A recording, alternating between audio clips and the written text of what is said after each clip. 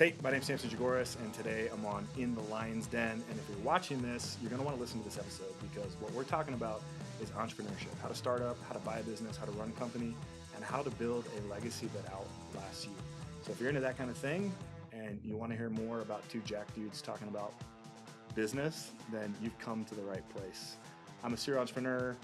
Today, I operate in private equity and M&A. I own multiple businesses across construction, across acquisition, across fitness, and I've been in the game for like nearly 20 years. So I love sharing this stuff with you and hope you guys enjoy it. Thanks. Welcome to the hunting ground, where business gets real.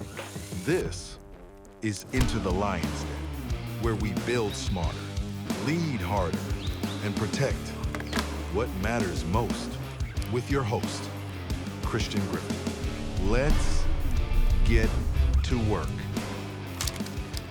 All right, folks, welcome back to another episode of Into the Lion's Den. Today is another very special podcast. We've brought in a guest. He is a serial entrepreneur, assisting other entrepreneurs, and building quite a legacy for himself. Is Samson Jagoras. Yeah. Nailed it. Yeah. Don't church it up. I didn't church it up. So Samson's on. We'll introduce him in a second. But this episode is brought to you by Pride Roofing and Construction and Level Creative Studios. So there's always a sound bite. So I try to make a cat noise at the beginning and make a joke out of it at the beginning.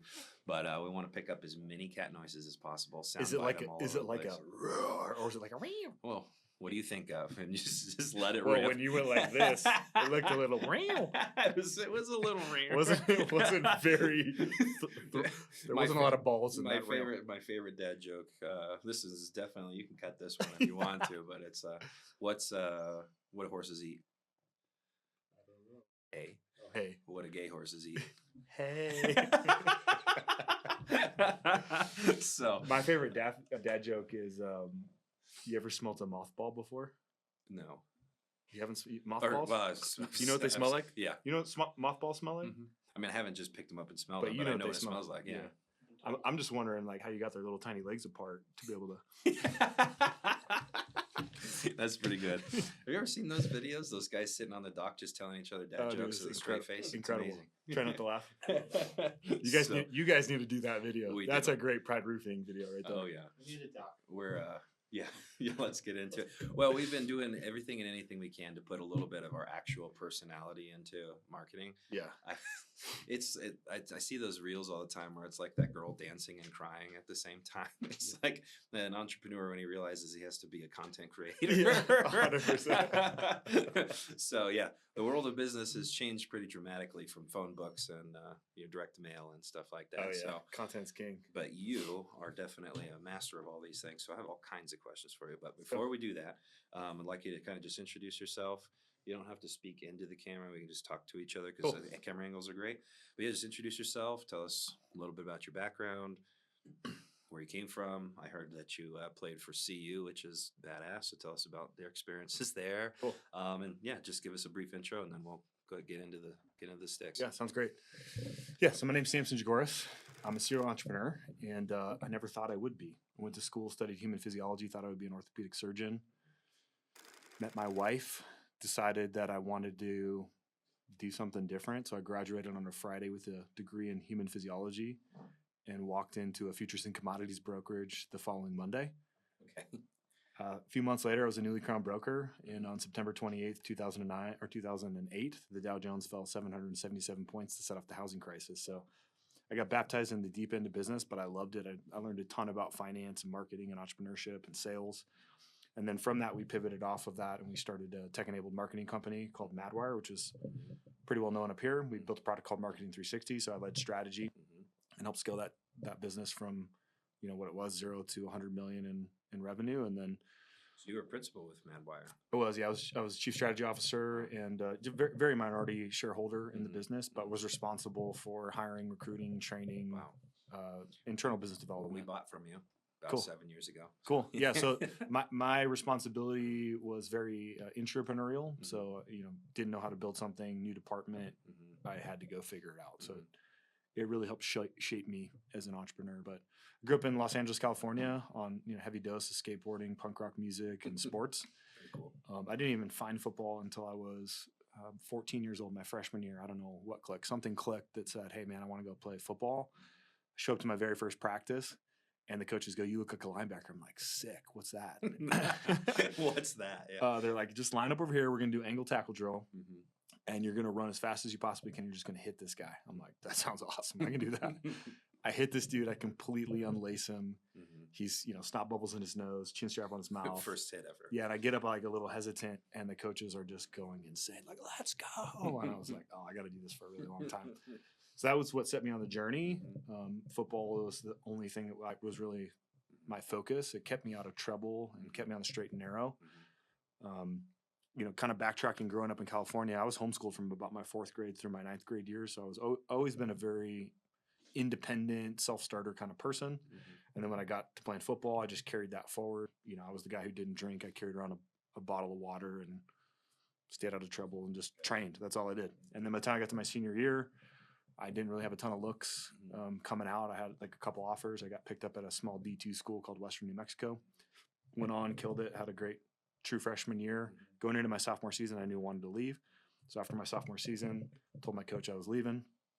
I ended up taking the walk-on at the University of Colorado, circa 2005 under Gary Barnett, and ended up getting put back on scholarship. I played linebacker, fullback my whole career. They switched me from linebacker to fullback while I was there, which was great. I was just trying to get my school paid for. Trucking fools, yeah. Yes, trucking fools. I like hitting more than I like being hit.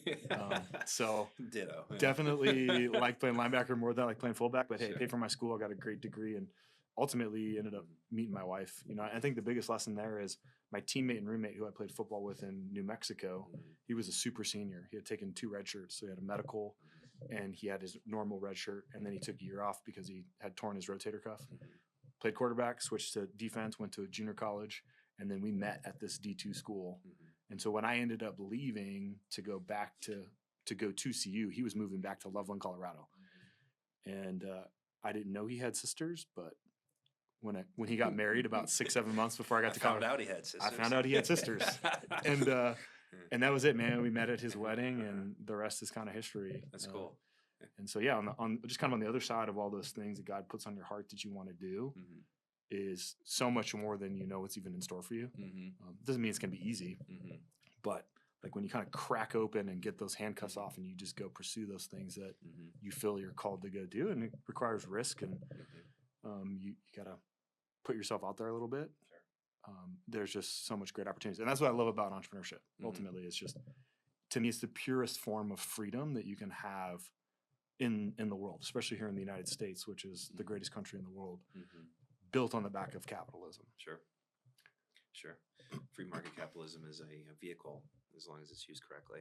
Yeah, correct. There's definitely crony capitalism, right? There's definitely people who take advantage of that, and the system is definitely rigged for some. But the fundamental truth is, capitalism in this country, you are rewarded for that. The government relies on us to do 2 things, which is create jobs and supply housing. And if you do those 2 things, you're going to benefit from the tax code at the highest level. This is true. Wow. So, very cool backstory. It's odd how the world kind of just works out the way that God has it shaped for. It's like you met this guy in such a random place, random occurrences, and then you go to his wedding, and then you find your wife. You build a business with her, meet new people, and now you have everything you have now, right? Exactly. The design we can't see, but it's beautiful. It's pretty cool. It's the coolest part about life is it's the infinite game, right? The only rule of the game is to keep the game going. Yeah. I think I heard that from Alex Ramosi a long time ago. I keep bringing him up primarily because I got rejuvenated now that I read about your business. I'm like, okay, acquisition.com clearly acquired. What's going on here? Because you're like him, but I now get to stand in front of you instead of watch him on my phone screen. I don't think I'm as philosophical as Alex Ramosi is, maybe, but Well, that's one of his biggest pushes. It's like, I don't do business because I like business. I do business because I like the game of business. He's like, I want to keep the game going. That's the ultimate goal. How long can you keep it running? 100%. Right. And so I have huge respect, mad respect every time I meet any entrepreneur or somebody who has a business of their own. And I realize they're a decade in, or they're 15 years in, or even when they get past that 5-year, bubble. There's huge attrition rates in the world of exterior construction, primarily because it's such a low barrier entry market to get into, because you got huge funding coming from insurance companies. You've got Mother Nature shitting gigantic stones out of the sky, breaking things. And it's like, let's go rake up the free money. What keeps you in the business is having real strategy in your pocket, right? Yep. Being able to financially manage the business, being able to think further ahead than how much did we make today, or those types of things, which is the Achilles heel of all of my other competitors. So the attrition rate for roofing is actually about 80% by year 3 for this particular market that we're in. When you do a lot of restoration work that's funded through insurance, about 80% of them are gone by year 3. By the time you hit year 5, the 20% that's left, 80% of them are also gone. And by the time you hit year 10, 80% of that remaining number is gone, and that's who you have left. So the real deal is when you cross the 10-year mark. So 100%. Almost there. I mean, starting a business is easy. Like, poof, we just started a company right now. What name it, right? That's the easy part. Yeah, director or the Secretary of State. Here's my name. Yeah. Give me that. Give me that LLC. I'm gonna go get a bank account. Hey, we got a business now. The real challenge is leadership, finance, operations, growth, product, service, sales, and marketing. You have to be good at all of those things. And certainly do. Most people don't have a framework. It's like trying to play a sport and not having a playbook, right? They're just going after it without any real concept of how to actually build a business, right? If I was going to build a house, well, the very first thing I have to do is dig a giant hole, right? And then fill it with concrete and then wait for it to shape up and firm up before I can actually start to build on top of it. And then I got to do the framing and the insulation and everything. There is a process. So this idea that people say like, oh, I'm growing a business. That's a very passive activity. I plant the seed, I water, and I wait for stuff to happen. No, you're building a company, and there's a method and a way to do that. And then to make matters worse, they have no line of sight when they're building this company on like what actually makes a company valuable, right? Less than 4% of companies ever crack $1 million in gross revenue. There's tons of contractors that love to tout their revenue. Oh, I did 3 million. I did 5 million. It's like, well, how much of that was COGS? Sure. How much of that was cost of goods sold? Sure. Like, What's your net? what are you netting? What are you actually making? And can you, in your business and construction business, we own a construction company. We love construction. The cash conversion cycle will kill you. Like the cash crunch will kill your entire business. And so most of these guys have no clue how to manage cash, which is the fatal flaw. I talk to my team about that all the time. It's like, I don't want to hire bullet catchers. I want sharpshooters in the hills. I want people who are willing to master the individual pieces of the cog in the wheel or the mechanism that they are, right? I don't need a huge team. We don't need $100 million in revenue. What we need is 15% net. Yeah. And then we need 20%, right? Let's focus on the net. Let's focus on our operational efficiencies. Let's focus on building a playbook so that we can just walk this thing out in the next location and replicate. Right. Exactly. And when you're the key man and the builder as the owner, that's the other fundamental flaw is just everything. Most entrepreneurs get to a place where they're like the lead actor in their own play. Right. But if they die tomorrow, the business can't exist. Right. And so they are not the business and the business is not them. They just happen to own it. And along the way, they're climbing their own corporate ladder and trying to extract themselves from the business, and the business should be able to live on without them, which is what I call the get hit by a bus theory. Can Samson get hit by a bus tomorrow? I was waiting for his smile because we talk about this constantly. And the business will keep running, right? And so like, there's obviously people give you a variety of tests, right? Like, could you go away for 2 weeks or 2 months or whatever, but does everybody inside that ecosystem? No. And that's what you're building. That's what makes starting a company so challenging and difficult. Is we grossly overestimate what we can get done in a year, and we undervalue 3 to 5 years of consistent action. As an entrepreneur, your investment is you're taking your dollars, and instead of going and putting it in the stock market, you're putting it back into the company to get access to more people's time, right? The reason that you and I can work, hundreds and if not thousands of hours a week is because we're getting people's time, right? And those people are giving us time, and we get a little sliver of everything that comes through. And then most of the time we take that money, we put it right back in, and we grow it again and expand it, right? And all of those things, lead to getting the plane off and getting it to altitude to where you have a self-managing company that can, move on without you. We talk about real estate this way. It's an asset, but very few people think about building companies that way. They don't think about, hey, this is an asset. This is my highest concentrated, asset ever. And if I do this right, I'm going to have an opportunity at some point to walk away from the business, sell it, put it in a present, cash flow it in perpetuity, franchise it, scale it, start merging and acquiring. But you have to start with the end in mind. And most people are just doing stuff. They're not really thinking about where they're going. Very railroad track thinking. Sure. Well, we've already taken a segue probably basically into exactly what Clearly Acquired does. So maybe it's time to plug the business, talk about it a little bit, and then maybe tell the clients what they would experience if they were coming in interested in investing, interested in helping you or having you help them acquire something, so on and so forth. Yeah. So having worked with SMBs for a really long time, small, medium-sized business, that's primarily who we focused on at Madwire. We serve them with marketing. So I got to poke my head inside of thousands of companies. Along the way, we built a really successful gym. It's here in Northern Colorado called Pursuit. We now have 35,000 square feet, 1,800 members. Incredible little small business that'll do, somewhere around 4.5 million this year. So that was like my first stint into like, going 0 to 1 and starting my own thing. Then I started raising money and putting together real estate deals. And then when about 2019 came around, right before the C word popped off, I was a little disillusioned with what we had become, something corporate at the marketing company, and decided it was time for me to leave. So I went down the route to go try to buy a business. And when I got into the deep end, I realized that it was very fragmented and, for lack of a better term, like very bush league. There's a lot of flighty kind of cowboy brokers that are down there in the space. And if I wanted to, I could buy a business and that would be a great opportunity, or I could be a better market maker. And I can use my background in technology and marketing to provide real solutions that help people understand what they're buying. There's 100 different marketplaces and brokerage houses where publicly listed businesses exist.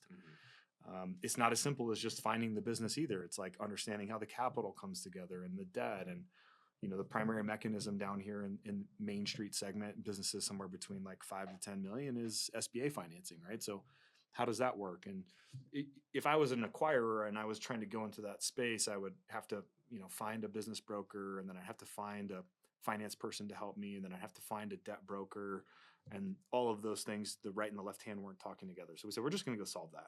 We're going to build the AI-native, tech-enabled tech stack to help, these acquirers actually solve their problem. For lack of a better term, a Main Street investment bank. So then we started doing debt. And then along the way, the objective was, if I can get in front of great operators and I can get in front of great deals, then I have an opportunity to just deploy capital. And so there's this ever-growing appetite for people who wanted to get into this space. They love what guys like you and me do. They understand that it can be a great cash flow investment opportunity.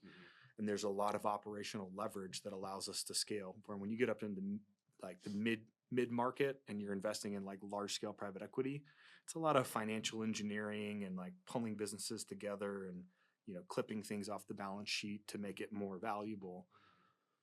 But I can come in here, man, and I can just operate the crap out of this business and be a great operator, and I can get exponential growth out of my business. And that's where you see the value. When I go from, a 1 or 2 million EBITDA business to a 5 million EBITDA business, that goes from a 3x multiple to a 6 multiple, and maybe even greater if I'm in home services, right? I might get an 8 or a 10, depending on what the appetite is.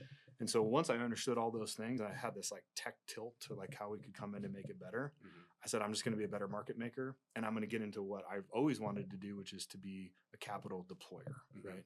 I want to invest in guys like you. I want to invest in whatever your dream is to go and grow. Maybe you want to go do an acquisition, or you want to go scale up. That's where I want to be, and then support you on the back end of that with the financial engineering and the M&A and all the other kind of supporting components of that. So we should stay connected on that, because I have some ideas. Let's go. Yeah. So we're ultimately building the capital infrastructure for Main Street, because it is so fragmented and there's not a lot of liquidity, and there's a lot of appetite, but not a lot of time that people need to actually go and build and grow into these businesses, let alone do they want to take the personal guarantee. You take an SBA, as somebody who personally guarantees $11.5 million worth of SBA debt, I can tell you it keeps me awake at night. It sure does. Most people are not ready for that, right? So instead, you can come with us, which is a more operator-focused investment group, where we take a GPLP partnership. So we invest with these operators, we roll our sleeves up, we get in the back office, and we ensure that they're going to be successful. And in the event the operator goes out, we step in and we run the company, right? So if one of the organizations that you're either assisting with or personally trying to acquire. If one of them is it's something you want to get into, but it's poorly ran, what's the first step? So how do you guys evaluate the organization? How do you guys step in there and read through the chaos that they may have created if they don't have some kind of just perfectly written operational plan or something like that? Like what do you guys do? Yeah, that's the noise, right? So Yeah. I mean, the cleanest and fastest way to do that is to Mhm. suss it out through the financials, right, in a business. The challenge is most financials run by small business owners are not clean, right? Mhm. They're not gap audited financials, and sometimes there's a lot of finagling or Mhm. unintentional misappropriation of Mhm. allocation in the P&L. So the cleanest and fastest path to getting a clear It's read the on what financials, yeah. is the tax return. Mhm. So you often are just looking at the tax return, you're marrying that up to the P&Ls to really understand where the business is at. And this is why a lot of SBA lenders don't lend Mhm. on the P&Ls, they lend on the tax return. So if you're looking at it through that lens and you see an organization like this is heavy cash positive, this is a great heavily profitable business, but you walk in and the inner workings are just like you don't understand how they're so successful. Do you guys ever approach those? How do you dig into that? It can be very challenging to Yeah. do because your largest investor in the deal is the bank. Mhm. And if the bank can't get their head wrapped around the financials, you're going to have a really hard time coming up with the capital, because then you have to go the whole equity route, which means you have to either bring the cash yourself, go raise the money, or structure some sort of contingent seller financing to help you navigate that, right? Because if we put a seller note on a deal and we jump into it and it's not what it said it was, there has to be some way for me to remedy that, right? So that comes down to the terms of the promissory note. So, you got to have good M&A counsel to help you structure these things and then put it together. But the short of the long is the very first place you start is financials. You got to understand it, know how to read it. You got to be able to put together a financial model to understand how the business is going to operate after you put a bunch of debt on it. And then from there, you're looking for all the red flags, the redundancies. What relies on the owner? Do they have a mid-level management? Do they have employees? Do they have employee contracts? Are they up to speed on their benefits? Are they actually living up to the Affordable Care Act, right? You're auditing the insurance, you're auditing the bonding, you're auditing all these things. It's not as simple as just, hey, let's sign the paperwork. This isn't a real estate deal, Sure. right? There's a lot more complexity and sophistication that goes into it. So during like research and development phase or whatever you want to call that part of things, how long does that normally take? Due diligence? Yeah. Due Yeah, diligence. due that's diligence what- is the word. Yeah, I mean, due diligence can be anywhere from 45 to 60 days, right? And sometimes it extends because you uncover stuff and you're trying to clarify. And we're working on a deal right now, which is it's a very large construction company. You're talking 17 million a year, 1.5 million in EBITDA, 100 employees. And you start to get into the inner workings and you realize that they started changing the way that they were recognizing revenue as a construction guy, the way that they were recognizing work in progress on the WIP schedule. And it starts to change some things and you start to go, well, where's this additional revenue rolling forward from and how is this all? And so you got to get clarity on that, because if you're wrong, you pretty much have to look at probably a 3-year history in order to be able to figure it out, though. yeah, generally 3 in years. construction, there's a lot of carryover. There's a lot of work that's contracted today that won't happen until next year, even a year after. You got it. Yeah. So So trailing 3 is generally the way that you do it. mhm. And then you can forecast into the future, but Mhm. generally that's your value, right? Sure. The seller's always going to try to convince you that there's forward-looking value, and if they want a piece of the forward-looking value, then they're going to have to participate in some way, roll some equity. Is it pretty easy to diagnose financial manipulation? Wouldn't say it's easy unless you know what you're looking for, right? Like, especially if you're getting into an industry you know nothing about. As somebody who knows construction, I can understand where they're probably going to be manipulating revenue record. Like, you ask your PM, like, hey, where are we at on this project? He's like, oh, I think we're at 50%, right? But at the end of the tax year, you might adjust that number. Like, I think we're at 30%, right? You don't want to recognize as much, and so stuff and rolls the over. schedule of values, you want it to line up with what makes more sense for that year's return, and so on. And so You got forth, it. So it's it's constantly being audited, and a lot of people, the brokers that are representing them, don't understand that stuff, right? Or they conveniently don't want to pay attention to it, right? They're just thinking about their commission check. They don't care about anything else. Sure. So I learned some interesting lessons kind of the hard way. A couple of years ago, it was about almost 4 years ago now, I had to buy out my ex-business partner. Long story short, we were good when we first started together, especially when we were just an independent contracting team where we were selling for other companies when we started together. Things changed quite dramatically. I think Abraham Lincoln says it the best. You know, you want to see the character of man, give him money. And so found out a lot about him, I guess, in that particular perspective. Things kind of didn't work out. He got himself in a bunch of trouble personally, so I had a way to back out of the operational agreement and kind of force the buyout. But during that process, I had the organization evaluated, or it's evaluation, right? Yeah. That's always throws me off. It's like, Yeah. why isn't it evaluated? It's like, no, this is the valuation. I'm like, okay, whatever.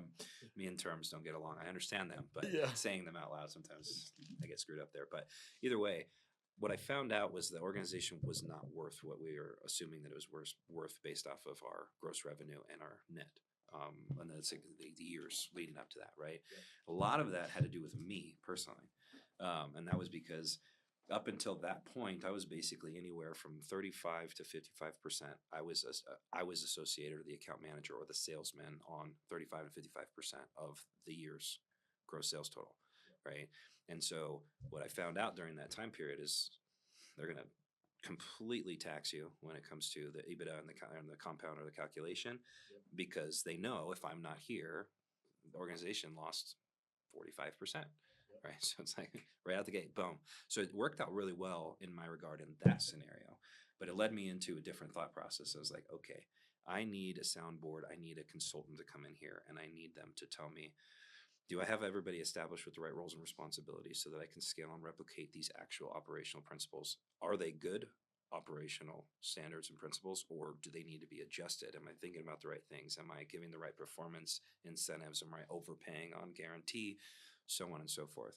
And so brought him in, we revamped the entire organization, rewrote every protocol, rewrote every position, retitled every position, redid every employee contract. It was pretty taxing, long process. And then over the next couple of years, we got our books in line. So we had to fix all of those misappropriations, all of the things that we just didn't really understand. I remember when we first started the business, I was like, this seems like the right category in QuickBooks to select, you know, let's split this payment here. I think this makes sense, you know, and then turns out I made a bunch of rules that basically broke the entire system. So we've had to revamp and redo things 2 or 3 times to this point. But I learned a lot of really hard lessons, I guess, during that time period, because I learned how the world views the organization through the financial lens, and then through, you know, everything else that I guess they're investigating in a traditional valuation. And so I guess I don't even know why I really brought this up, but I'd like to know from your perspective, like, what makes an organization something you want to buy? First point I'll say is most of the people that go get fancy MBAs, which is where you probably learn all that stuff about leadership, finance, operations, which we both know I don't have. Exactly. Those people actually don't ever want to really become entrepreneurs. Starting to sweat here, so I'm gonna take this one layer off. Just cut this part out. I apologize. Sweating off my face right now, so it doesn't look good on camera. But go ahead. Sorry. But those people that go get MBAs, they're going to be get into executive leadership. Like they want to take on one component of the actual business. They're not trying to go be entrepreneurs, right? And so it's no surprise that you didn't know that. I didn't know that stuff either, right? You just learn by getting your teeth kicked in a few times, and okay, I don't do that again, right? So yeah, when it comes to, you know, I guess stepping in and buying a business, right? I think that was what your question was. Yeah. What makes it something that's worth buying in your eyes? Yeah, you know, most entrepreneurs don't even realize they can go find the data about, like, hey, what is, I don't know, the cogs in a typical roofing business? What should it be? What are my ratios, and how does that compare? What are the best businesses in my industry do from a revenue per head count standpoint? Those are all great metrics that you can start to like benchmark against, and then you start to engineer your business. Kind of reverse engineer, you're kind of working backwards from what the ideal number should be. You got it. Yeah. So I can look at a business and I can say, okay, whatever, this is masonry contracting, right? A great masonry contracting business is doing $250,000 revenue per head count. These guys are doing 171. Why? It means they're heavily weighted on their overhead costs, employees, labor, materials, like whatever it might be, is eating into that. So they have way too many people on their staff. So that's instantly like a risk, right? And so you're trying to manage that and understand where those gaps are actually existing at. Everything is if you understand it, it's all, you can triage it, right? If you don't understand what you're getting into, you don't understand that there's a gap in revenue per head count, you're going to step into like a world of hurt. So everything is possible or doable, but you're always looking through those things to determine, can the business run without the owner? Do they have mid-level management? Who are the key man? Where's the key man risk? Is the redundancy built into that? And the bigger a company gets, this is why bigger companies get bigger multiples, the easier it actually becomes to run. It's very challenging to run an 8-man business where the owner is doing all the sales, right? It was a test. Yeah. It's much easier to run a business where the owners are just kind of overseeing the day-to-day, and they have project managers, estimators, foremen, and an entire crew and somebody managing billing. That's a way easier company. So those businesses are always going to get higher multiples. Business owners just don't understand that. So again, like I'm constantly spending my days telling people that their baby's ugly, right? That's a super common thing is, my business, I think my business is worth $3.5 million. I'm like, why? Well, because, we do this much top line revenue. It's like, nobody cares, right? You're doing $300,000 in seller discretionary earnings, and you have a piece of real estate that's worth like 750. So I think your business is worth $1 million, but it ain't worth $3.5 million. Well, but it's like, okay, but you wouldn't even buy your own business at that price, right? So we spend a lot of time just helping business owners understand what their business is worth. So if you want to be a great entrepreneur, like the very first thing that you can do is just backpedal and say, what do the great businesses in my segment and industry do? How do their P&Ls actually look? And then you just reverse engineer to that. What do I need to do from a leadership standpoint, growth standpoint, marketing standpoint, sales standpoint, employee operation, and build a great company? So to answer your question, we benchmark against those types of things to determine if this is a good business, if it's fixable, if we can actually improve it, if there is any meat on the bone to be had, right? Sure. What's the current owner's responsibility in the middle? Like if they're like, I want to sell, I want to do this stuff. How often do they need to stay on and basically assist? Like, what's that like? It's very common. I mean, at minimum, it's probably going to be looking at 6 to 12 months. If, again, when we talk about valuation, if I'm paying you for right now value and you're going to ride off into the sunset, you don't get to sell me on the future value, right?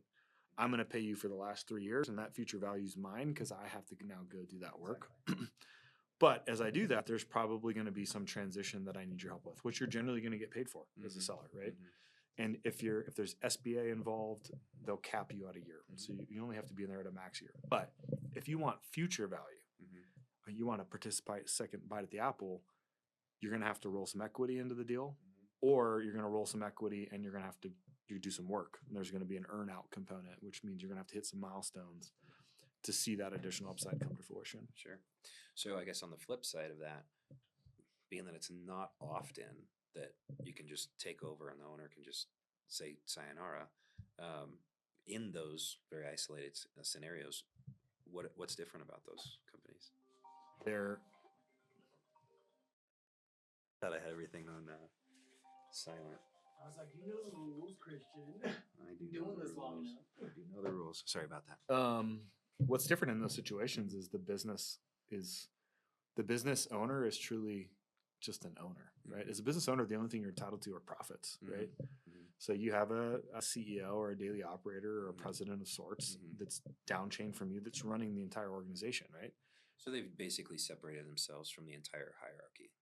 So they've placed every individual component for all the different facets of the organization. It's run, and it's got performance metrics and reporting standards that are easy to read, easy to use it as dashboard to guide the machine. You got it, yeah, and it takes time to get there, right? And but it also takes a lot of emotion. You know, every entrepreneur who's been through the grind of getting their teeth kicked in a few times and figured it out, they're wrestling this tornado, and they're like, "Well, I can't let go of it because I'm the best salesperson," right? And you're like, okay, well, let's just say that like I hire 2 salespeople that are only 70% as good as you. They're still doing 140%. Exactly. Which is 40% more than you ever could, right? That's a piece of this that I've had such a hard time biting. Oh, it's hard. It's terrible. Like I'm okay with when I know that I can trust somebody and I know that they're competent. I know that they're willing to be accountable if they make an error. So it's not like they're hiding things from me and stuff like that.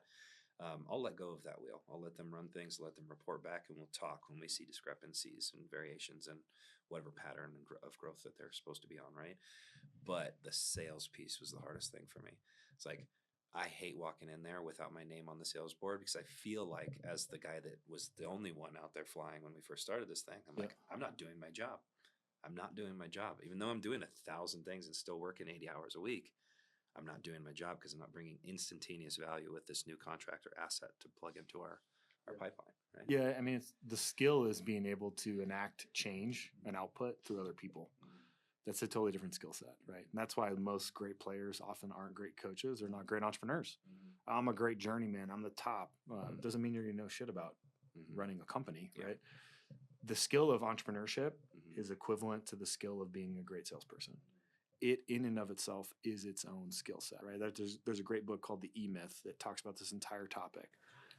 Write that down. Yeah. The myth is that everybody who starts a business is an entrepreneur.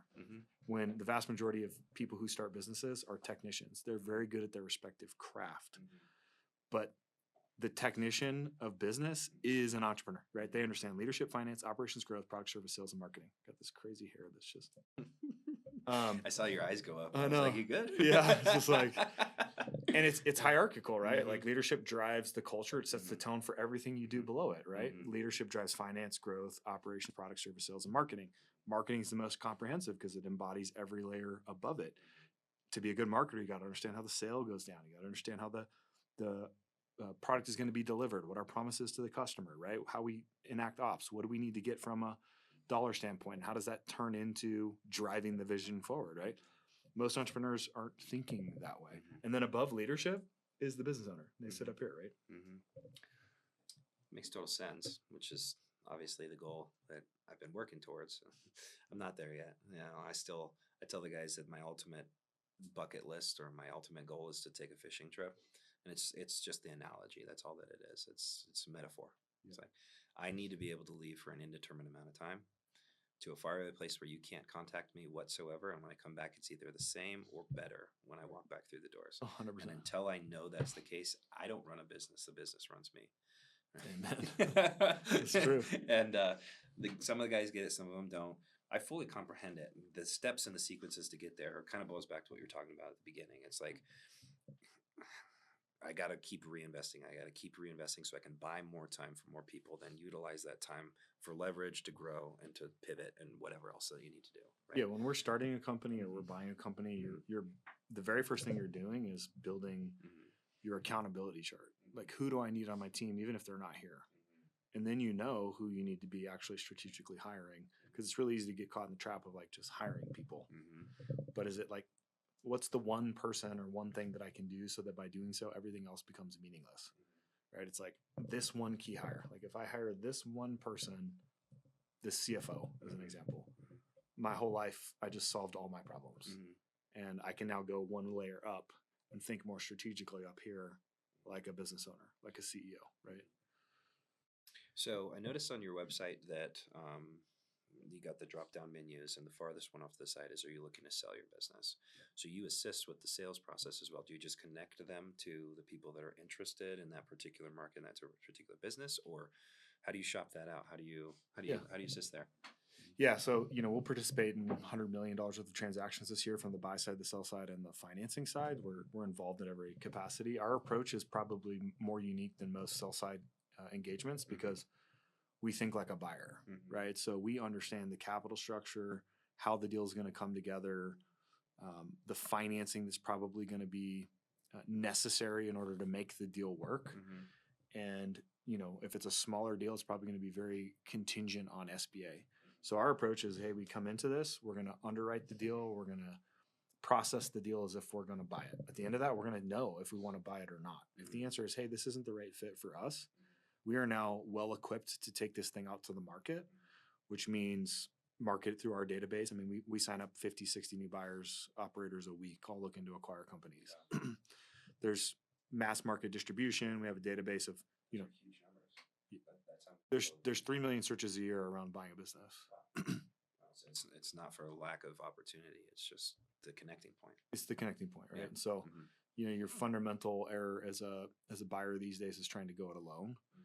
But on the sell side, like you have to understand how the buyer thinks, who the right kind of buyer is, and how to structure that. And that changes the way that you might market the deal, right? As you start to move more upstream, 25, 30, $50 million deal, that's not something that you can just necessarily like put out on a public marketplace. Like you're going to have to go build the market, identify the right type of buyer for that, and then actually actively reach out to those types of people. So it's different strokes for different folks, but between the traffic that we have, the database that we have, the various distribution channels, the relationships that we have with lenders and brokers, as well as just building a targeted outbound campaign to go after that, that's how we generally, would take that out to the market. Very cool. Yeah, so it's kind of it's the new thing in home services companies is selling to private equity organizations. Yep. They're buying everything. It's not a day that goes by that I don't get like 7 or 8 different cold emails of, hey, we noticed your business and we're interested and blah, blah, blah, blah, blah.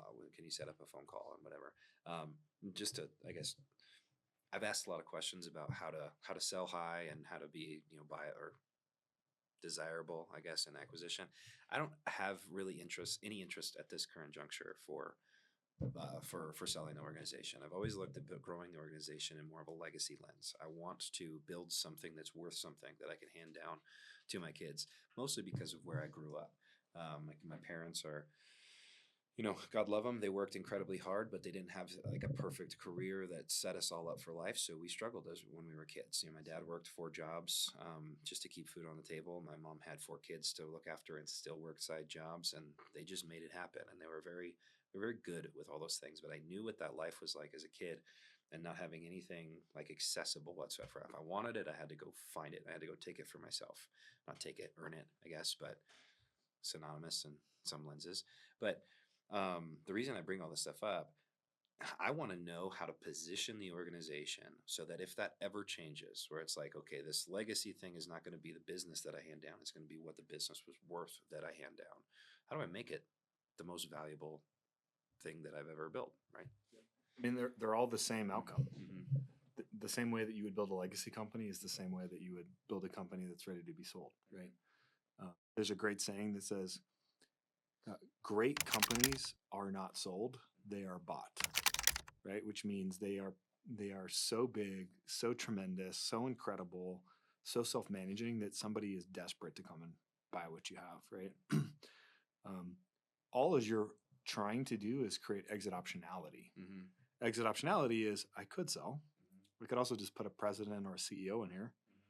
I could become the acquirer. I could franchise this thing, right? Options are a very good thing. What you don't want is to get to the end of that road or have a life event or have something change, and now you have a gun to your head that says the only option for you is to sell, and now you no longer have any positioning or power, right? There's no leverage. There's a great book by Dan Sullivan called The Self-Managing Company. And he talks about what he calls the 4 freedoms of entrepreneurship: freedom of time, freedom of money, freedom of relationship, and freedom of purpose. If you put money before time, you have a job. There's lots of entrepreneurs rolling around that just have glorified jobs. They got into it because they wanted to work for themselves, right? But when you build a self-managing company and you climb that ladder, the first freedom's time. It's like, I have more time. I can choose how I use my time.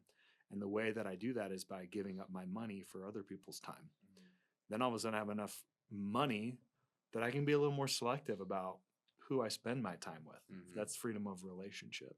And when you have a self-managing company, an asset like we just talked about, then you ultimately have freedom of purpose. And now you have this thing that creates cash flow for you in perpetuity. That's its own organism that's running, that allows you to go do the things that God put you really put on your heart, like build churches in Uganda or whatever, coach baseball, whatever that thing is. And so there's a lot of entrepreneurs that just get trapped in the middle of this stuff, and they just see it as a way to make money. And until you start to think about it like an asset and build something that can run without you, it is just a job that nobody wants to buy. So the hardest thing for me to do is just grasp this concept of exit, right? Grasp this concept. I should plan for or have exit optionality, as you put it. I should plan for this in every way, shape, and form.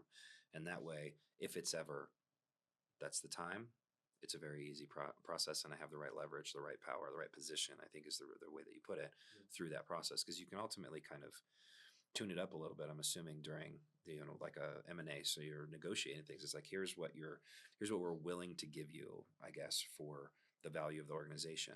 But you can still negotiate that, can't you? Drive those numbers higher based off of Yeah, that potentially. I mean, as you Mhm. start to break out into Mhm. very in demand categories and you have a great business, you can private equity is writing a different check, right? Than say a Main Street buyer who's using their own money and SBA debt, right? So yeah, you can put some different terms on it, but there's also this like a realistic threshold, right? Like I could put my business on the market tomorrow for 100 million. I could get an offer for it. Whether or not it'll actually close is something different, right? Yeah. Private equity strategy, for anybody who's watching or thinking about going on private equity, their strategy is to tell you exactly what you want to hear and then beat you down in diligence to the number that we all knew it was going to close at anyways, right? Sure. And so the only Sure. person you're fooling is yourself. But what Mhm. happens is you get locked up under this exclusivity period and they just ripped you to shreds and lifted up the skirt and found every mole and every hair and every birthmark that you now are exposed to. Mhm. And you're so tired at that point, you're like, I think I'm just done. I'll just take it. just take it, right? And Yeah. so you definitely have to Yeah. you definitely want to be going into the selling environment with this very much this like neutral I don't need position. to sell. Yeah. You present me with an offer that makes Sell sense. it to me. Yeah. Sell me on why I should sell you my business, Yeah, right? exactly. That's ultimately, I think that's the FU position is Yeah. Mark Wahlberg and John Goodman talk about in The Gambler. Exactly So that's awesome. Well, so I mean, I have thousands of questions Let's that go. I can ask here, but I'd like to talk a little bit about like patterns that you see in good owners, like the ones that sell for proper values or the ones that acquire, like the most acquirable people. Are there any? I'll just ask it. We'll be roll back into it Yeah. and see if you have any kind of answer to that. Because I always want to know, is there anything like innate inside of people or things they learned in their childhood that lead them to become a better entrepreneur, to become a better owner who sit in those smarter positions? Like for instance, around here, there are really the two best recruits, the types of recruits that we've ever had for like salespeople, for instance, are athletes or ex-military. It's just hands down. They're always the best ones, ex-military, because they know how to fulfill a laundry list of tasks and they work until it's done. They don't work until the clock has stopped, right? Athletes, because they're competitive by nature. They want to become the best and they're inherently disciplined and they've learned that through their childhood and through their athletic endeavors. So it's real easy to become a master of sales, not a master, but become, better and better every single day when you focus on the small stuff, mastering the mundane and becoming disciplined in studying your pitches and understanding objections, understanding your market, understanding the materials, so on and so forth. So, can the same thing be said for, I guess, owners? Are there some of them that just have an innate ability to grow this stuff, or is it all kind of self-learn? And is it just whoever's the most obsessive is the one that becomes the right person, or how does that work? Yeah, I think the qualities are similar, right? People defer to athletes and military veterans because it's a proxy for what they're actually looking for. They haven't defined it, just like they don't understand their business. I categorize it as humble, hungry, smart, gritty, competitive, and extreme personal accountability. If you have those things, you will generally be successful at most things. Now, what it is not a proxy for is entrepreneurial skill set, right? I can be humble, hungry, smart, gritty, competitive, have extreme personal accountability, and master my craft of sales and be incredible at sales, and then step into owning a company and not know anything about leadership, about finance, about operations, contracts, marketing, right? And so what do? I lean on my strengths. I'm really good at sales, so I'm just going to do sales. Mm-hmm. And they don't want to give it up. They don't understand it, right? But when you zoom out and you have the humble, hungry, smart, gritty, competitive, and extreme personal accountability mixed with, I have a framework for business. I understand leadership, finance, operations, growth, product, service, sales, and marketing. And I know how to build a team of people and enact change through those people. That's actually what makes a successful entrepreneur. Then you layer on obsession, you layer on diligence and persistence and patience, and you have a recipe for a great entrepreneur. But like I said, most people overestimate what they can do in a year and undervalue 3 to 5 years. This is why most people who start their first business get through the first 3 years and they go like, oh, now I get it. Everything we did for the last 3 years was total dumpster fire. And then it feels like they're starting over. That's why you hear the 7-year overnight success story. It takes that long. So all the failure rates and every statistic that you gave me is not necessarily that people are bad at business. It's just like they're learning and they opt out of the game long before they've ever understood what game they're even playing, right? And so that's just there's no way through that, right? Like, yes, some people have a natural tendency to be better at business than others, and so maybe their learning curve's better. That might be how they grew up. Maybe they grew up in an entrepreneurial family. I didn't have that. My dad was a blue collar guy who, to this day, still is trying to figure it out, right? All as I knew about entrepreneurship was like, that looks really hard, right? Because he was a sole proprietor. He wasn't an entrepreneur. Sure. He was a technician who tried to start his own business because he didn't want to work for other people because he was kind of a rebel. Then you go down my dad's history about his path, about how he grew up when his mom died when he was 13 and his dad walked out, and he's been on his own since he was 13. Dude doesn't really know how to go ask for help. He just been doing it. That's a bad quality too, right? So he never matured the rest of his entrepreneurial skill set. What my dad was terrible at, he was terrible at sales. Incredible contractor, almost to a fault, right? He got to put his hands on everything, and then he picks his head up and he's like, crap, I don't have another job lined up. Scramble, scramble, scramble. And this is why he never made over $100,000 a year, right? So yes, some of those things that you have growing up affect you. But again, if you spend time to understand the game, the playbook, the systems, and take what seems like this ethereal and complex thing and whittle it down into these are just the core pillars of doing business, and I'm going to get good at doing those, and I'm going to go do those things. It's only just a matter of time, right? There's two types of games. You referred to this a little bit earlier. There's infinite games and there's finite games. A finite game is like baseball. There's agreed upon set of rules, and at the beginning of that game, we know how the game ends, right? We're going to play a certain set of innings. At the end of that, one person's going to have more points than the other. If it's a tie, we know how we're going to keep playing. That's the rule. That's a finite game. You're winning and I'm losing, but business is an infinite game. There are no rules to the game. There are no winners and losers. People can be ahead of you. You can be behind people. That doesn't even matter. The only rule is to keep the game going as long as possible, right? But you got to understand the rules. And just when you think you figure out the rules change, right? So that is the difference is great entrepreneurs, I love the game. Dude, I love the game of business. And I know how to apply that game to any industry. Now, I might have to get up to speed on the industry. 2 years ago, I didn't know a ton about contracting. I knew enough to be dangerous. But don't try to test me on the gym business. Don't try to test me on the construction business now, right? Sure. Give me whatever it is. I can apply the same game framework and get up to speed very quickly and then enact change. Skeleton is the same. We just change the components. You got it. So I started chuckling because I have this funny thing that I say to everybody pretty regularly, especially when somebody's talking about how they don't like their title or they want to grow to this title because title means something. I'm like, well, the game's made up and there's no rules and the game's made up. It's all made up. Call yourself whatever you want. Yeah. So it's kind of funny as you put it that way because it's the truth. It's that's the coolest part I think about owning the business is you're creating whatever your vision is, and your vision can change, and so you can just form and draft a new edition, right? This is V2, this V3, this V4. Like I said earlier, when I'm like, we should stay connected. Ultimately, breaking into this market was just step number one because that's going to generate revenue. The next step to that was to create real accounts and a real construction organization, not just a connecting point for different resources and things like that. Moving to the construction world. But eventually, what I'd like to turn it into a full home services organization, which would require actual merger and acquisition. I would need to buy in different, reputable brands to be represented underneath the one umbrella. Exactly. Yeah. So, and I think that's I have a very similar approach.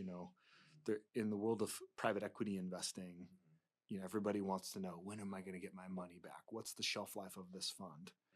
And I go, dude, the moment the operator running the company wants to get off, that's when I want to get off, right? So if he wants to run for 20 years, I'm going to try to figure out how to run with him for 20 years, right? And so, thinking more legacy thinking, if you want to invest in this space or you want to be an entrepreneur, is so vital to being able to run the race well.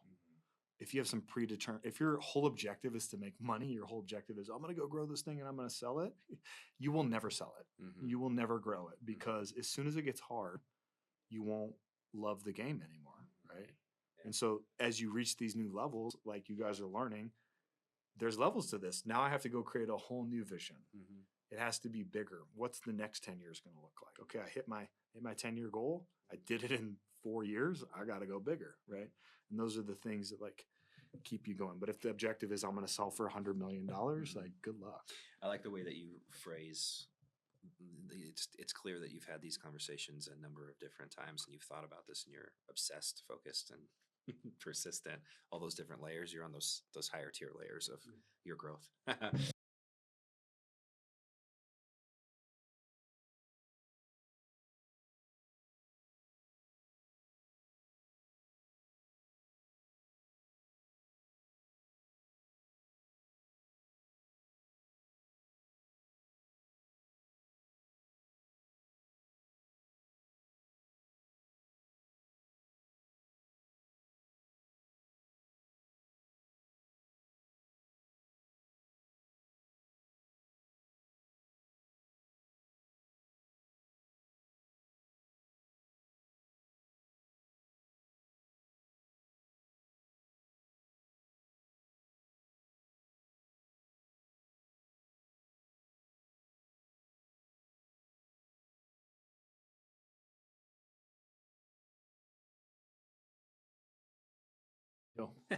So I previously characterized it as I wanted to build a legacy type of business. And what I mean by that is I've never been money motivated. It's not for the purpose of I want to make a whole bunch of money because, I mean, I think inherently I understand what you just said, which is like if it's just for the sake of making money, when things get hard, you're not going to love the game anymore. But to me, building a business off of a legacy path is a long term commitment. It's not some sprint. It's definitely a marathon or an infinite game, as you've talked about before. But the decisions you make are very different, right? Especially in like a contracting space, which now that you become very familiar with contracting and construction, which I know like your father was in this for forever, but you've definitely spent a lot of time figuring it out based off the way that you talk. Um, in our world of business, it's very easy to be very corrupt and make poor decisions that are very beneficial for the instant gratification, but they are 100% going to bite you in the ass somewhere down the line. It's never not going to go unseen. There's going to be something that travels with you. So getting in, like I mentioned, it's a really easy, like it's a low barrier entry to get into this particular market because it's heavily funded through insurance. The clients pay very little towards the actual replacement of whatever is broken, and it increases the house's appraisal value at the end of the day. So it's like a win-win-win for everybody that's involved. But there's a lot of people who are either really corrupt contracting, right? They're selling you products that are like as if it's the bee's knees. It's the worst thing they could possibly find because it's the cheapest product, and they know they're going to have basically a cash cow every time a storm hits. They're going to come back to this house and they're just going to re-roof this house or re-side this house or whatever. Not only that, but they make a lot of decisions that are really on the fringe, either gray or definitely black when they're communicating with insurance companies. Committing insurance fraud on a daily basis is what like half of my competition is doing, as though that's how they run their business. And so when we started the organization, it was kind of an interesting reason. So my ex-business partner I mentioned before we started rolling the cameras, we worked as an independent contracting group. We were just a sales team. Basically, we'd go around, we'd find the clients, we'd sell the jobs, we'd line up the project handoff, turn it over to the company, and we'd go find more work. And we would just keep doing that and keep feeding their revenue machine over and over and over. But we were, not to toot our horn, we were really good at it. So every time we started for a new contractor, we would grow to their highest grossing sales team. And then they, by nature, would be like, okay, we want to bring you into the fold. We want to teach you more about what's going on here. And then we find out how corrupt they were. Like just every time. It's just rinse and repeat over and over and over. You find out what they were doing to pull the wool over clients' eyes, lie to the insurance company, lie to themselves half the time is what it felt like. So, okay, that's it. This contract is over. Let's find the next one. And we do the same thing. Rise to the top, bring into the fold, not the right place. Yeah. So I told, Chris was my ex-business partner. I basically just told, this is the impasse. It's like, we're not going past this point. I was like, we are either doing this for ourselves and doing it the right way, or I'm out of this industry completely. Yeah. I do not want my name on any of this stuff if it's attached to what they're doing. Yeah. Right. And that's where pride came from. And so that's where our mission statement really boils down to. Like there's a lot of words inside of it, but the main theme is unapologetically ethical. We're going to do this 100% transparent for our clients, with our insurance companies, with our team members, and we're going to focus on investing in our stakeholders rather than just making stockholder-centric decisions all the time. Because by nature, insto facto, people are happy. You're going to make more money. It's like aesthetics are a byproduct of discipline in the gym, right? It's kind of the same concept. But the reason I bring this all up is it easy to spot that, I guess, when you're looking through the lens of the financials, when you know that this person, it's a short timeline that they've been in business, it's highly profitable, so it looks good on paper. But it's easy to detect when somebody really wasn't making these foundational decisions that's going to lead towards a business that's going to be longstanding, whether they're the one operating or the next person that takes over. Can you detect that through your processes? Yeah, it is if you're seasoned, Yeah. right? If you're new to buying a business, you are having the wool pulled over your eyes as well, right? Yeah. Yeah. You could look at it because of your industry experience. Now, if you tried to pivot to a different business, it might be a little bit Sure. harder. Mhm. But it happens a lot. I mean, sometimes it's undetectable because financials can be manipulated. So that's why you generally want to have some sort of outside financial audit or forensic accounting, for lack of a better term, to try to pull that apart and surface questions and question the way that they're using methods and whatnot. Yeah, so you're not going to use their CPA's recommended firm for There's no valuation, like, I'll right? take your word for it, Yeah, like, sure. and especially if you're like going to be, collateralizing your personal assets to buy the business, you better for damn sure spend the 20 to 40 grand that it's going to cost to do that. People get scared of doing that. It's like, you're going to take on a $5 to $7 million personal guarantee.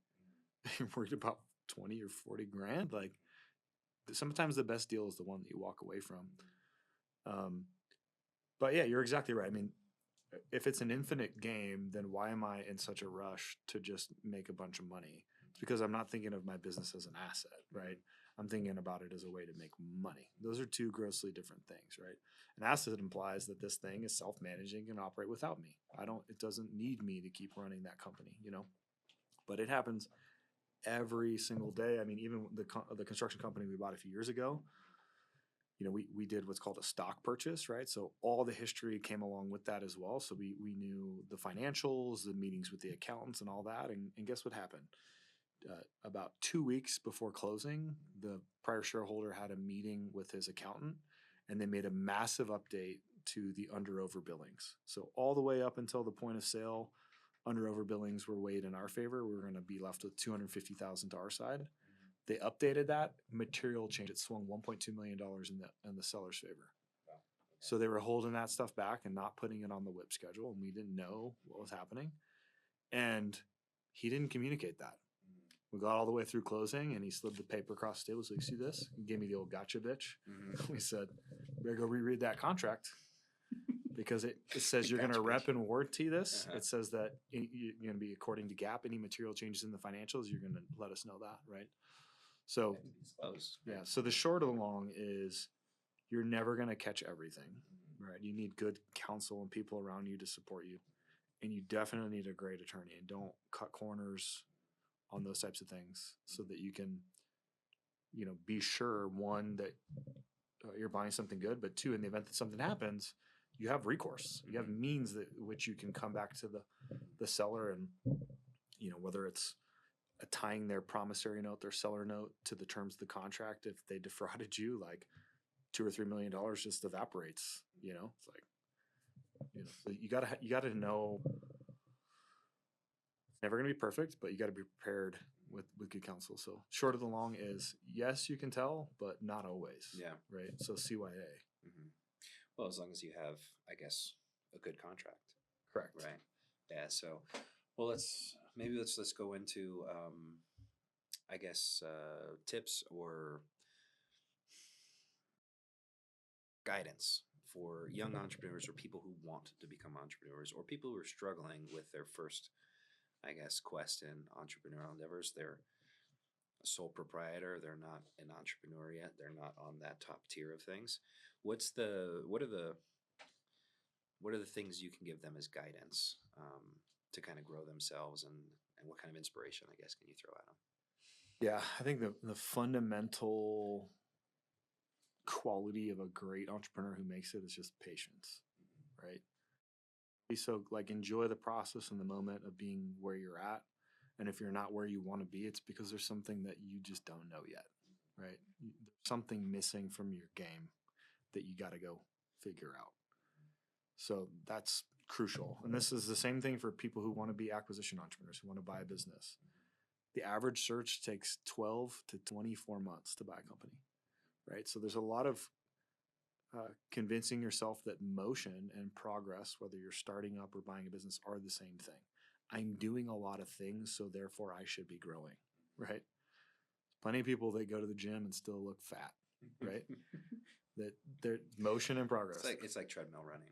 Yeah. Put out a lot of energy, but you've gone nowhere. Right. I can spin around in this chair. I'm creating a lot of motion, but I'm not creating very much progress, right?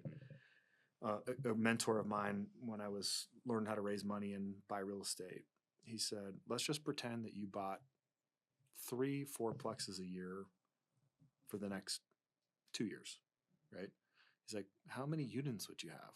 I was like, okay, got it, right? I'd have 24 units. That sounds good, right? He goes, now let's say you spent the same time period, 2 years, and you did no deals. But at the very end of the second year, you bought one 100-unit apartment complex. Who's further ahead? Exactly. Because motion and progress are not the same thing. Right. So there's a lot of just like doing stuff without zooming out and saying, is this what I should be doing? Right? Is this the most important work? Said another way, it was once told to me, like, is this $5 an hour work, $10 an hour work, $100 an hour work, $1,000 an hour work, $10,000 an hour work, $100,000 an hour work, $1 million an hour work? As you're growing your business, you're doing a lot of the $5 and $10 and $100 work. Then you hire people and you go up to the next and you're working on the higher level work. And eventually you're only working on the $1 million an hour work, $10 million an hour work stuff. That stuff takes longer, but you're not there yet, right? And so I would just say that patience is vital. I would also say that, you're managing your personal life, what I call the 7 categories of goals, is also vitally important for your ability to stay in the game, right? Everything in your life, your faith, your family, your personal finances, your relationships with your friends, your health, those things all tie back into your business. And if you're giving everything you have to your business at the sake of sacrificing your family, then is it really worth it? Like, if you pick your head up at the end of the day, as I've gone down further this road working in business acquisitions, I can't even tell you how many times that a business owner, a man, is coming to the end of his road and selling his business for multiples of millions of dollars and simultaneously is going through divorce. That's not worth it to me, right? And so don't lose sight of why you're actually doing it and how those things, your life is like a wheel, and all of those things that I just talked about are the wheel. And if you overinflate to the business side, your wheel becomes lopsided, and that's what your life starts to feel like. Yeah, kind of talk about it like a 5-pointed star, right? Yep. A lot of the guys, they have, whatever their different objectives are or responsibilities in their each job. You could categorize it in usually about 5 different silos. It's like, you are excellent here, but look at this star, you got these baby limbs over here. Exactly. Well, I think a lopsided tire or wheel is a way better analogy, because you're talking about a vehicle and it's not going to move very well. So it's going to be a bumpy ride, So, well, and so to speak to that a little bit, I'll ask a few questions as you're giving guidance to everybody. So you talked about taking personal inventory. Are you making $100 decisions or $100 an hour decisions, or you make $1,000? Is there anything that a struggling entrepreneur can do to take inventory and start to learn how to value their time more? Like, are there any strategies that you offer or anything that you've had to do in your life to kind of, hey, let's reset for a second, because I'm thinking about the wrong things. I'm moving, but I'm not going anywhere. Yeah, the fatal flaw, I think, of every entrepreneur is they don't have any vision, right? They're just doing stuff, right? So I'm a big advocate for EOS, which is the Entrepreneur Operating System, and I need to have a 10-year big, hairy, scary, audacious goal. And then I just start to reverse engineer that, right? It was, what do I need to get done in the next 3 years to be on pace for that 10-year vision?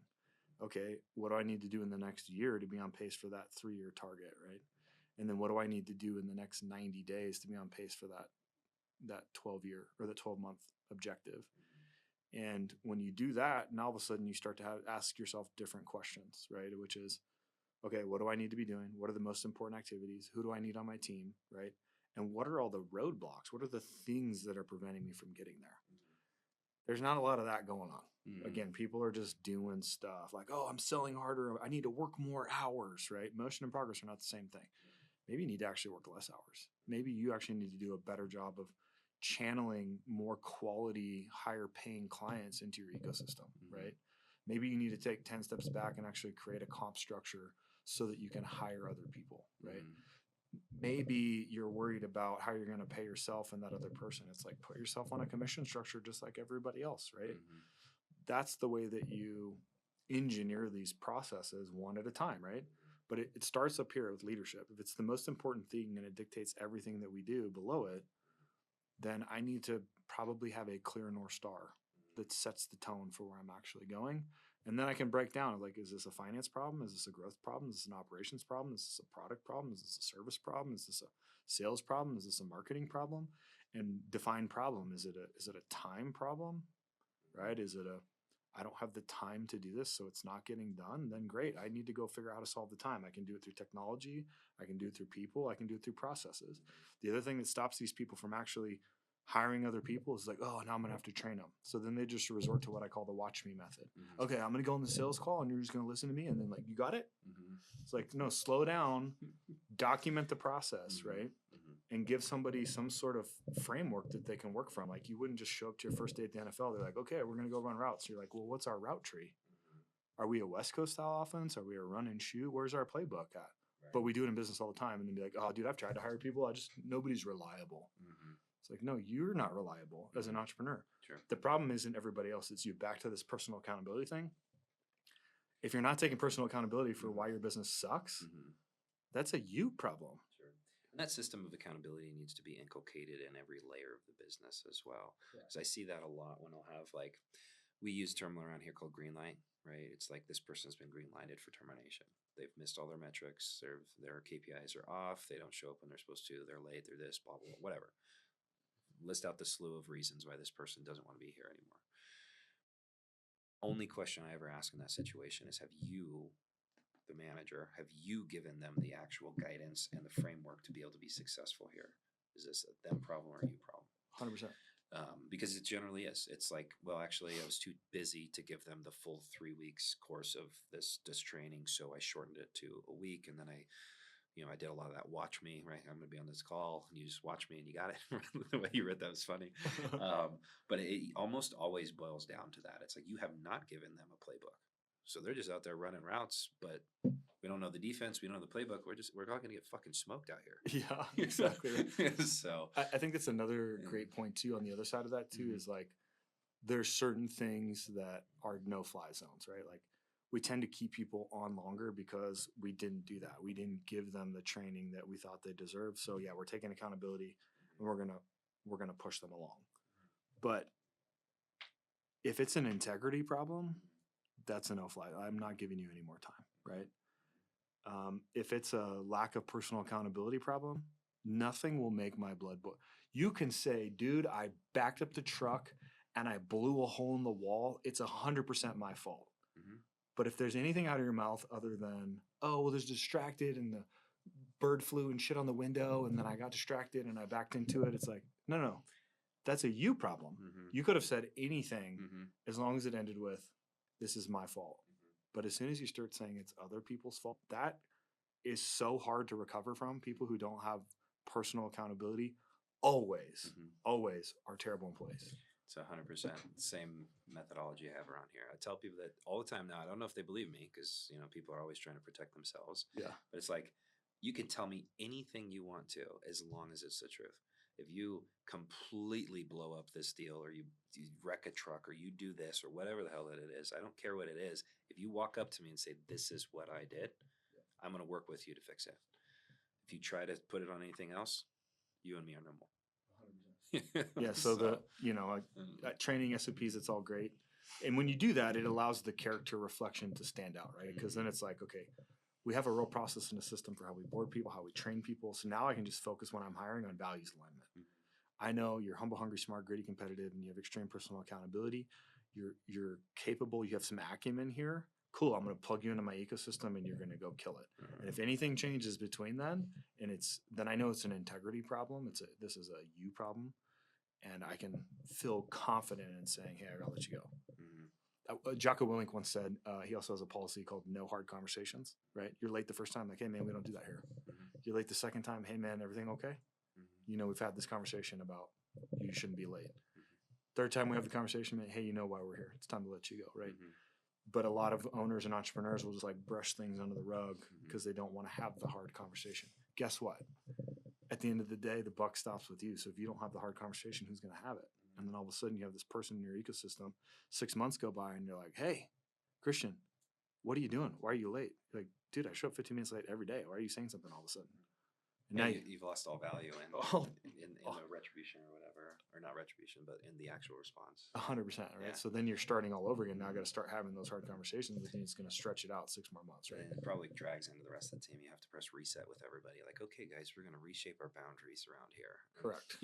So which can't say we haven't done. We've done that a few different times because we do. And a lot of it. So let me ask you this question. So a lot of the times that people will condone an incompetent behavior of some sort, right, is generally because they're like, I really just don't want to have to replace this person. They have so many good qualities, but this one thing, I'm just going to put up with it. How do you address that? Generally, a lack of redundancy in your business that makes you do that. When teams are small, you're trying to prevent yourself from cutting your leg off to save your toe. And sometimes it can be more detrimental to just like clean cut somebody like, "Hey man, it's Friday, today's your last day." Sometimes you actually have to slow play it a little bit. I mean, there's, you got to be calculated in your process, right? I think it generally has to do with like not enough depth on the bench is why you keep people. We had this problem a lot worse in the early years than we do now. 100%. For that exact reason. 100%. It's like, well, shit, this is going to blow up everything. Yep. It's same thing goes for customers, right? Yeah. Having 10, 20, 30, 50 customers is different than having 2,000 customers, right? Having one sales guy versus having a team of 5, it's a totally different output and solvable, right? It's like, hey, this guy's not doing his closing rate sucks anyway, so I just pass these leads to these other guys. They're going to do more business anyways, and we'll go find somebody. Right. So you should think through the lens of like abundance, even in the earlier years, because you're ultimately going to cause whatever, maybe some kind of rot in your leg if you don't cut that toe off. Yeah, you got it. I think it's easier as you get more seasoned as well to like early on start building processes and systems and know how to like kind of like future proof the business. But the first time you've done it, you don't have that experience, right? So you might build a process and you need to like regularly be challenging your processes as well and say, is this the best way to do this, right? Or, hey, we're now at a new level. Like, is this the way that we should handle pricing? Is this the way that we should handle X, Y, and Z? And so, this is why the business has a cadence of quarterly meetings, right? Annual meetings, 10-year visions, 3-year pictures, 1-year plans, because you're constantly going back and saying, how do we do over the last quarter? What do we need to change? How do we need to tweak it? What's in our way? What's preventing us from hitting our goal, right? It's a different version of trust but verify, right? If you have the sequential meetings and like the real sequence of events, you can actually verify what happened in the past. You need to, like, you always need to have a vision, but you should always be checking on what happened in the past, right? So like, are there any other methods to that you utilize personally? Like, how do you take inventory, even if you don't have some form of reporting system first? Maybe it's an intangible thing that you're trying to attain, whether it's culture amidst your team or it's something like similar to that. How do you check back and reference? Is it a gut instinct? Like, no instinct. Everything's measurable. You just got to come up with the metric to put to it, right? So if you're trying to quantify culture, like what is culture? Right. I guess you could use turnover as a metric, but I don't know. Turnover could be a metric, or it could just be, like, hey, the objective for the quarter was we're going to meet every Friday and have beers, whatever. Like, how many times did we do that this quarter? Oh, we did it 0. Okay. And we wonder why our culture sucks. It's like, we're not doing anything to invest in it, Sure. And we're promising things and not delivering also. Yeah. Yeah, exactly. So everything is measurable, right? And so the scorecard is like indicative of what needs to be adjusted and where the roadblocks exist. So maybe that's like a mental failure point for me, is not realizing that I can find ways to measure even those things that I think are intangible. Correct. You have to be able to measure it. So, and it also helps the team understand what does good look like, right? So it's the good is, hey, we got together this many times outside of work. I'm just making this up, right? Or we know our customer service is top tier because we were able to get this many positive 5-star reviews or whatever. Sales feels like a little bit easier. Like I made this many phone calls, had this many meetings, I closed this many deals. Then it's like marketing, we got this many leads in, right? Our lead to close ratio is this, or, our conversation to whatever contract is this. You can measure those things, but things that feel like ethereal or less quantifiable, they're measurable. You just got to come up with it. In EOS, the concept is everybody in the organization has a number, and that number is the thing that they are held accountable to. And when everybody's held to a number, whatever that is, right? It could be personal assistant. How many times a day did you check in with me? That could be the number. Then everybody knows what good looks like, and there's no more question marks. And then guess what? If they're not hitting the goal every single week, you're going, hey, what's going on here? Hey, what's going on? How do we help you? Eventually, you don't even have to fire them. They just opt out of the system. Right. So, a good, smart person would say, hey, I don't think I'm the right person for this seat. I'm screwing up. Again, personal accountability. Let's find that other seat on the bus. A sucky person will just be like, I don't think I like working here anymore. Lack of accountability, right? It's not, beautiful. Yeah. Great. The system did exactly what it was designed to do. Exactly. That's cool. Well, you, like I said, you are a wealth of knowledge. I appreciate all of these answers and the time you spent here. Are there any other tools or things that people can use, things that you've grown in your personal endeavors that you think will help out the community of our people since they're now introduced to you? Yeah, I would just say a lot of the knowledge and information is just an aggregation of all the great books that I've read throughout my life, So I would say, great books that every entrepreneur needs to read, or I think you need to read the book Traction, right, which is a book by the EOS, Entrepreneurial Operating System. You need to read the book Self-Managing Company. You need to read the book The E-Myth. You need to read the book $100 Million Offers by Alex Ramosi. You need to read the book Speed of Trust by Stephen Covey. Trust is built on the back of 4 things: integrity, intent, capability, results. You can apply that to business. You can apply that to sales. You can apply that to building credibility with your team. You can apply that to marketing. Like, how do I, as a new company, help the market understand me? Right? If I was going to start a company today and I wanted to establish trust, I go to 10 people that I knew close like and say, hey, I'm going to do this work for you for free. No labor. I'm going to take the labor out. I just ask one thing. Will you write me a review? Right? So I'm going to people I know who already have integrity and intent. They know my intentions are pure, and I'm getting reviews to help understand that I show them my results. And then I compound those things, right? And all of a sudden I get the speed of trust, right? Integrity, intent, capability, and results. I can share that with the market as an example. So the problem is with most business books, when people go and read those, is they just read like, oh, you got to read this business book. The lens that you need to go through is this a leadership book? Then I'm looking for leadership lessons. Is this a finance book? Then I'm looking for finance lessons, right? Another great book that you can read is called Create and Orchestrate by Marcus Whitney. That's where this idea of the 8 core concepts of business comes from. And then if you want to talk more about your personal life and development, Zig Ziglar and the 7 categories of goals. Love Zig Ziglar. All right. Well, I haven't read any of those books, so I know what my marching orders are from here. I do like to read, but I don't think I've ever read with intent like you just put it. I don't think that I'm looking for the lessons. I think I'm just looking at it through this vague lens of this is a good book and it should give me something. So, and you can take one book and look at it through 2 different lenses and it'll teach you something different, right? Yeah. That's awesome. All right. Well, Samson, it has been, honestly, I felt blessed to sit here with you. I love to be I love to be in rooms of people where we're thirsting for more knowledge. We're hungry for more growth, and it's just pure intentions. I can tell that you're a really high integrity person and you're focused, and I would follow you somewhere. So I used to characterize leadership as, if this person asked you to jump into a gas truck and drive it into hell, would you do it? And I jump in your gas truck. I think that you'd carry me through without getting burned by them flames. So that's pretty cool. So Samson, appreciate your time today. This was one of the most,